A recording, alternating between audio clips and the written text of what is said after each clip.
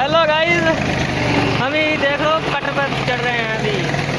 मैं राय साहब दोस्तों कैंट चला रहा हूँ। ओए हेलो फ्रेंड, देखो हमारा काकू लकड़ लेकर आया ट्रॉली के नीचे देने के लिए। अभी फट्टी लगाएगा तो ट्रॉली खोलेंगे, इससे खींचेंगे लकड़। ट्रैक्टर से हम खींचेंगे लकड़ और फिर निकालेंगे ट्राली वहां से। रास्ता बहुत हार्ड है, फिर भी निकालेंगे। बनने की बात रहती है।